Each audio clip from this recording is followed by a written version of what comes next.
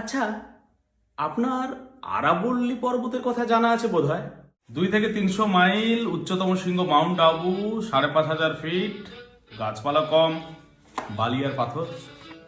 আমি ওসব কথা বলছি না, আমি ওখানকার ডেকয়েটসদের কথা বলছি। ওখানে দুর্ধর্ষ সব ডাকাত আছে, জানেন তো। সেরকমই তো শুনেছি। আমার গল্পটা ভাবছি আমি ওখানেই ফেলবো। গল্প ফেলতে হয় ফেলুন, নিজে গিয়ে পড়বেন না। বলছেন? এতেও ভরসা নেই বলছেন। आत्मरक्षा के लिए नेपाल का अस्त्र।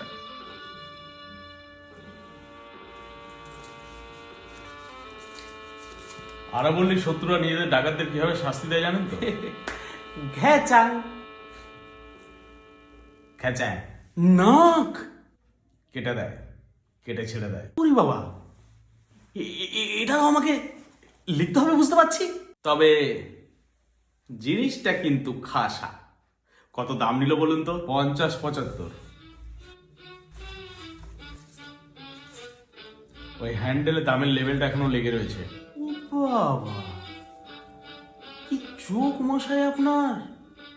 ঝুলে পড়বো নাকি আপনার সাথে? উঠে চাপার অভ্যেস আছে?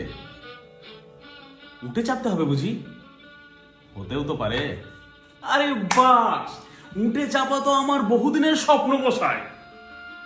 আশ্চর্য জানোয়ার, নিজের পাকস্থলীতে নিজের জল বহন করে এই নিয়ে দূর দূর চলেছে চলেছে চলেছে।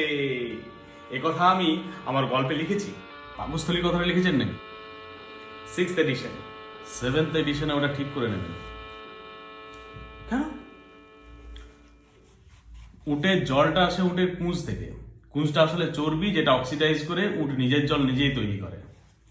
পাকস্থলীর সঙ্গে ওর কোনো সম্পর্ক নেই।